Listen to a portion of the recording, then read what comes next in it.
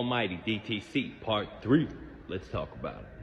Right now, you're probably thinking your estate involves things like a nice house, a car, some checking and savings accounts, maybe even rental properties or business stock or other interests, on and on and on. And that's great and all, but guess what? That's in the insolvent public. Let's talk about that public real quick. What we gonna do right here is go back, way back into time.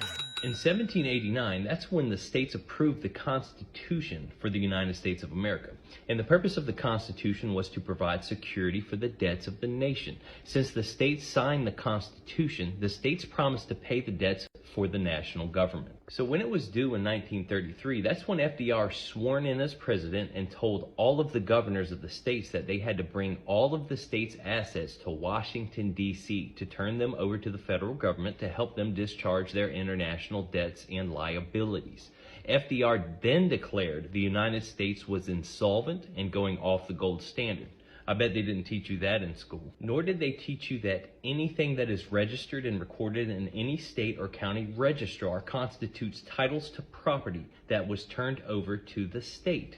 So if you register your house, your land, your car, your business, they are all states' property now. So you don't control true title to your home, your business, your guns, your car, your bank accounts, etc. It all belongs to the state, which has all been pledged to the federal government. Now, when it went to the federal government, it went to the Department of Agriculture, the Department of Commerce, and became registered to the Treasury as assets that were being used by the federal government to back its debts to the international bankers. Remember that the United States is a corporation for federal debt. So let's say one day somehow you find out that you have a birth certificate estate. Since your mom applied for the birth certificate, the corporate state, federal and local, have been buying and selling and trading the securities that represents the value that's in that estate that she authorized by the establishment of the all capital letter name entity.